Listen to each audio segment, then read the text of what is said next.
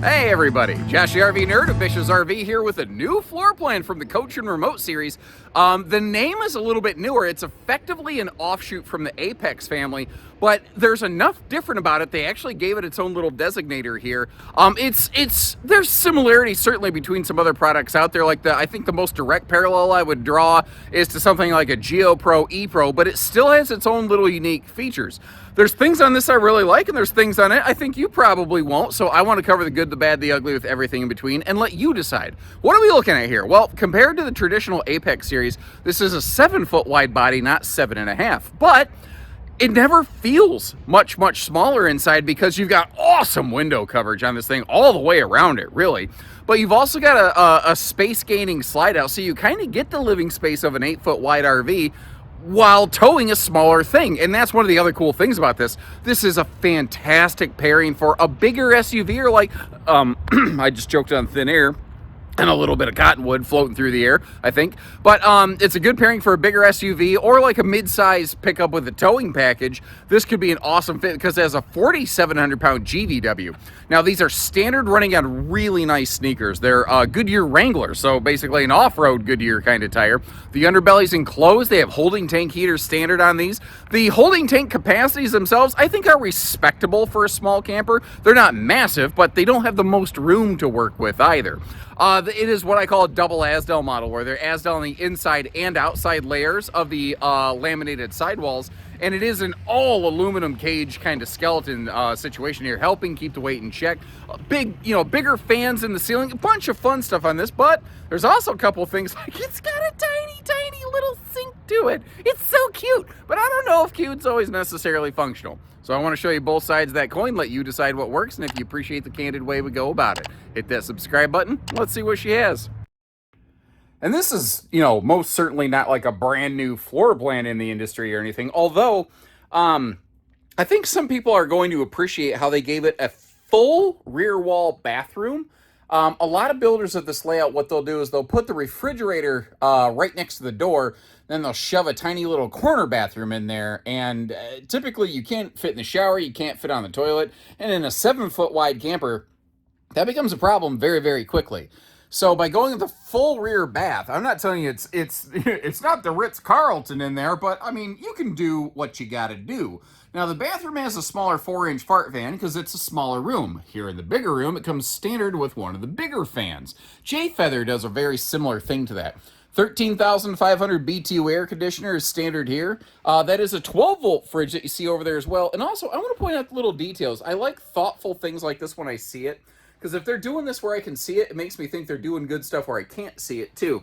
They put one of those little bumpers on the door, nothing fancy, so that the bathroom door handle, if somebody Dog the Bounty Hunter boot kicks it open, you're not going to end up with a big old ding, in your refrigerator door. Now, just to help you get your bearings and orientation, if you hadn't figured out already, I'm basically standing up by the bed looking toward the back of the camper right now, and we'll get ourselves spun around like a record, baby. Now, one thing I just noticed up until this point, I'd completely missed it. And in my video order of operations, this is actually, it sounds funny, it's the last thing that I do is actually record the big portion of the video on the inside. It occurred to me when I came over here and I sat down that this RV would be absolutely awesome for somebody who doesn't care about watching TV while they're camping. And it would be awful for someone who cares about watching TV while they're camping. Because unless I have missed something, this RV has no TV mount, no TV hookups, and I can't tell you the last time I saw that. It's actually not even uncommon for pop-up campers to have some kind of TV hookup nowadays, but usually that's sort of where I expected it, and I've looked all over, and I certainly don't see any coax or power hookups, and I'm very curious as to your opinion of that. Like, is it actually a welcome thing that a manufacturer didn't try to mash a TV into a small camper? Now, if I really absolutely had to, no, I gotta have something. I don't know. Maybe you can get like a smart TV that you just have to give power to and set it over here, put it on the counter. I don't know. I don't really have necessarily a great solution to that. If it's small and lightweight, you could probably mount something over there against the side of that. But this is not a TV camper. And that's interesting to me. I wonder if that's a trend that may not catch on, because I do think that there's a lot of times where RVs have TVs just because RVs have TVs, not because it even makes sense or is the right thing. You know what I mean? Now, it is carpetless and ventless. Technically, it's a carpetless flooring. You will see a little bit of carpet. Actually, over here on the left, you see a little bit. That's the wheel well, and carpet is just a simple, easy way to cover that up right there. What do you think about this blue? Now, I will tell you that my camera doesn't see colors exactly like the naked eye. So I don't know if that's appearing more bold or more muted than it actually is. Normally, I'm not a big fan of adding a hard color in an RV just because some folks are going to be like, I hate blue, I'm not buying it. And that's why so many RVs are neutral. But I like it in here. I actually think it breathes just a little spot of life into things. But once again, the window covers, the cross breeze potential in this is absolutely fantastic. Now, I do want to mention, because this slide goes above the wheel well, can you see that metal framing right there? That's actually the floor of the slide out. So someone might ask, do they offer a dinette option? They don't, because you would have to sit up so high that your head would probably be up in that dinette slide out ceiling. Overall, though, the general fit and finish in here, I'm pretty happy with. Like, the cabinetry is snug and tight where your stiles and rails are meeting up. It's all pocket screwed cabinetry. It looks real good. I don't see gappage at the top of cabinets, and that's especially difficult when they run a barreled ceiling. This is a miniature barreled laminated ceiling that we're looking at right here. Getting everything to really nicely marry up like they're doing, that takes a solid labor force. And I've seen a lot of brands not get that right. You've heard me point it out in these videos, I haven't hard measured the bed, but I'm eyeballing that. And I'm estimating that's probably more in the size of a full, not a queen. I'm estimating that's a 54 by 74. I'll see if I can get some better dimensions for you before I finish this up. But I think that's what we're looking at right here. I really do like just the radius work on that front windshield, though. Man, the views and the light that you get here, and it does have a privacy shade, of course. That is all very, very welcome. Now, it's not a full overhead cabinet. It is just kind of a stuff collector, but they gave us the netting, so at least in transit that stuff doesn't fall down. It doesn't force you to have to go buy like wicker totes from Target or something like that if you just you want to use your storage. Now, flipping the bed up, it doesn't have struts, but if you do what I did, you can sort of wedge the platform under it. I don't love that. Struts could be added aftermarket, but they don't offer them from the factory. I also noticed over on the left, because the left side window is a little bit bigger, it's a fire escape window, the valance over the top of it did slightly prevent the wardrobe door from opening, but that's the level of detail, or I've had to go looking for trouble with a map and glasses in this thing. For the most part, it has really done the job pretty darn nicely. Now, it does include a floating picnic table, basically. So if you're wondering, like, yeah, but like, where do I eat? Well, it's essentially all built in. You've got a floating Dinofa table that you can bring out. You could also use it as extended counter space if need be, because the counter space in this is fairly limited. Or you could take it outside. Now, speaking of fairly limited, that sink. I got a love-hate relationship with that sink. I like that sink allows for more counter space. I dislike how painfully tiny that thing is. Other than washing a couple cups or a handful of silverware, one handful at a time, like, I don't really know. Like, you're going to be eating off paper plates in this camper. I guess that's maybe one of the best ways I can say it. Which wouldn't bother me, except there's no real dedicated space for a wastebasket. And I want to clock them and say under the sink they should have put a wastebasket space, but they couldn't because of the opposing wheel well under the sink. There just isn't room for it. So they did the best that they could. And at the same time, I think this is a camper that we describe as camping, not glamping. There's, like the fact that it doesn't have a TV. This is made for getting out there and having a good time and maybe playing some cards, shooting the breeze, chewing the fat. But it's not made for sitting inside and necessarily living and existing in it all day, every day, you know? And in case you're curious, yeah, the sofa can fold down into a little sleeper. Now, they prioritized puffy back cushion comfort over flat guest sleepers because it's a solo or couples camper. They're not expecting you to have a bunch of guests in here all the time. So that, you know, they could have flattened it out, but it wouldn't look and feel as nice when you sit on it. So everything is a push and a pull. I don't know. Did they do the right thing or not? You tell me. There's no real wrong answers to that. What is that? A 5.3, 5.7 cubic foot 12 volt fridge? I can't recall. What do I want to say? Power outlets right down there by the bottom as well. Now, the air conditioner is not centralized.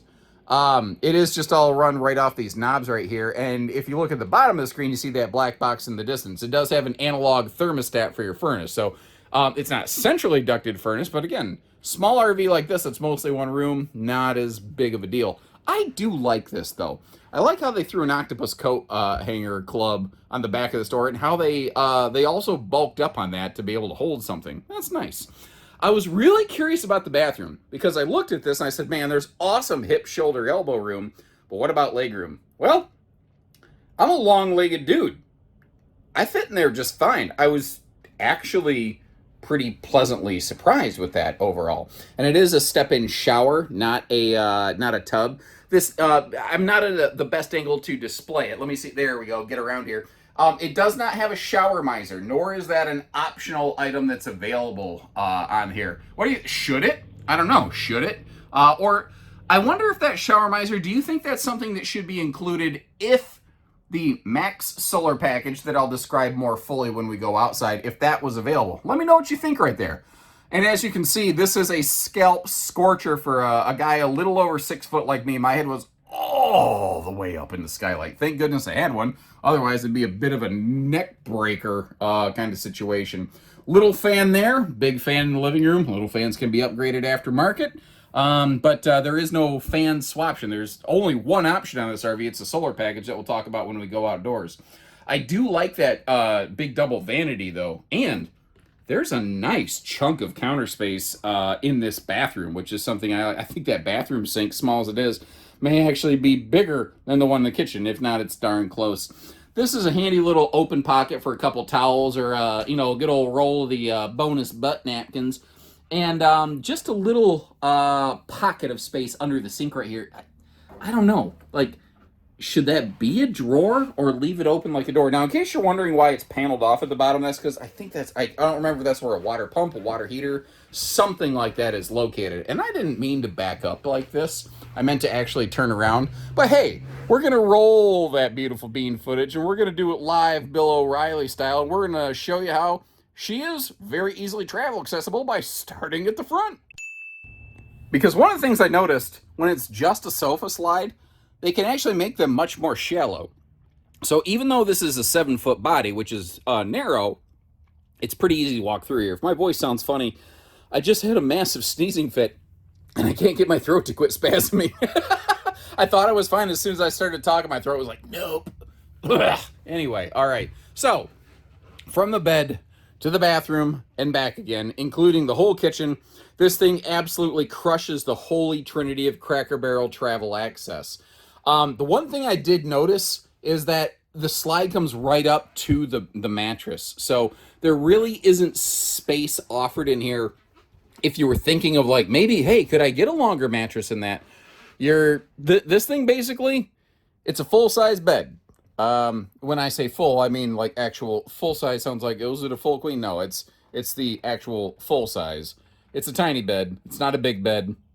And it looks like there's really not a whole lot of way around that. Unless, after you get to your destination, you shove like a spacer block up in the headboard and pull the mattress down to try to get more length out of it.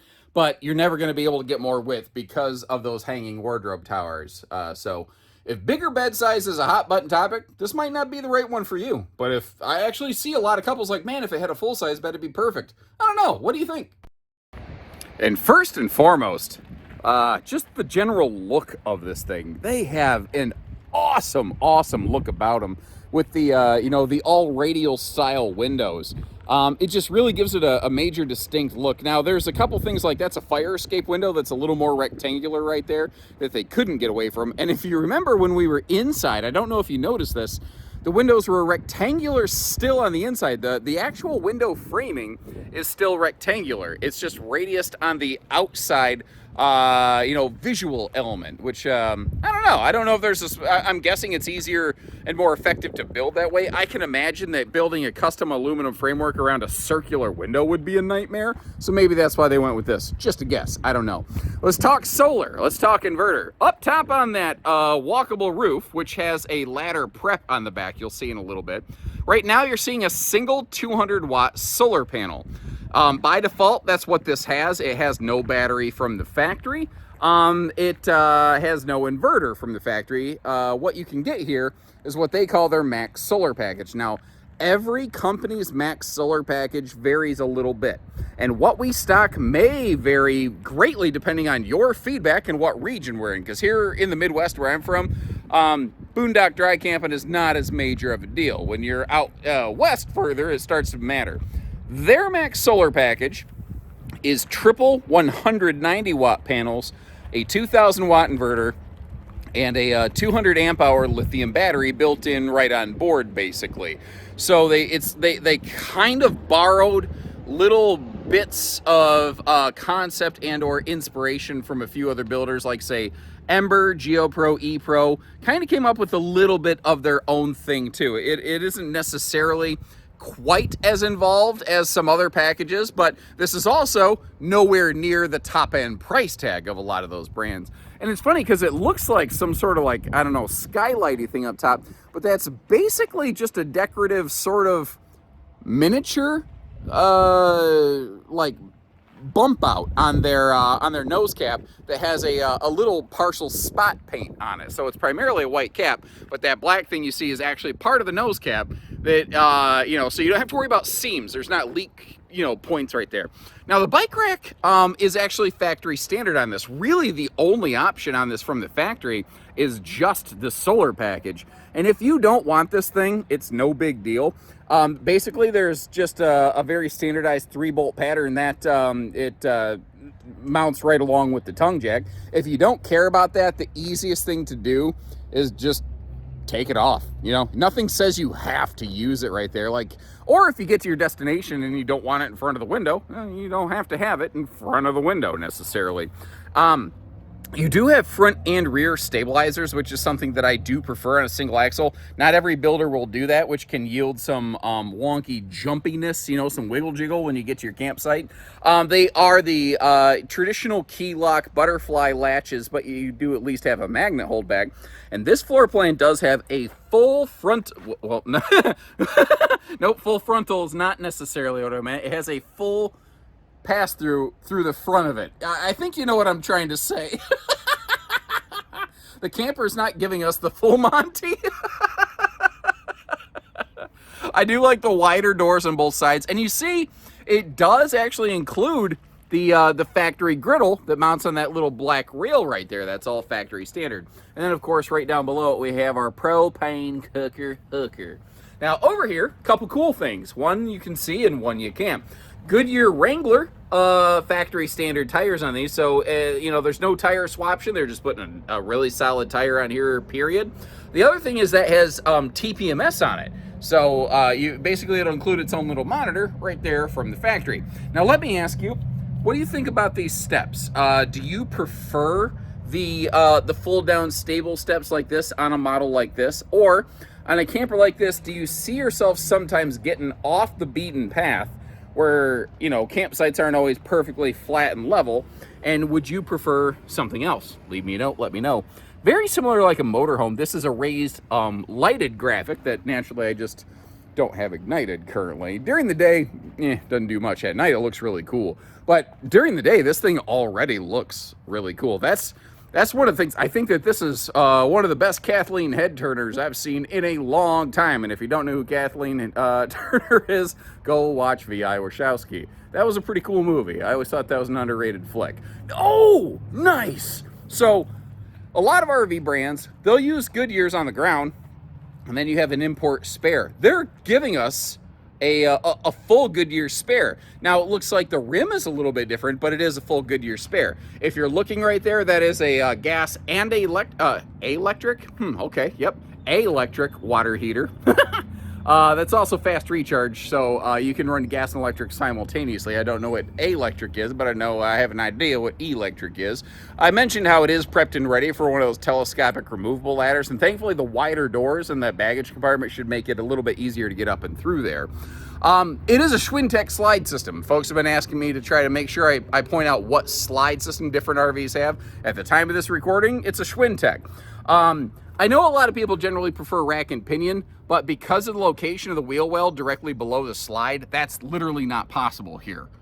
So they had to go with something that does exist above the floor. And it's maybe not amazing to talk about, but this is the kind of stuff when you go camping you actually use. A black tank flush and a hot cold outside utility shower above your single consolidated sewer hookup. That is good, smart, user-friendly content. And back to the bike rack, I got kind of a question for you on that. Is that something you think should be standard, or would you prefer that to be optional? Like, I got mixed emotions on it anyway.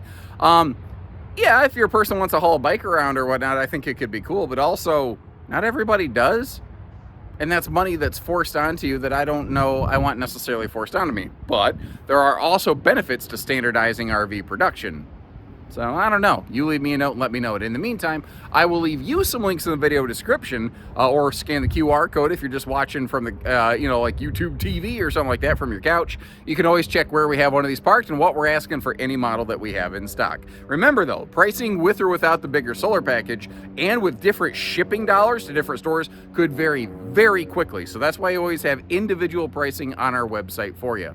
And until then, or until next time, I don't know. I'm not sure what I was going to say. I just know the wrong thing came out of my mouth, which my wife will tell you I'm very good at. So take care, stay safe, have fun, and happy camping, everyone.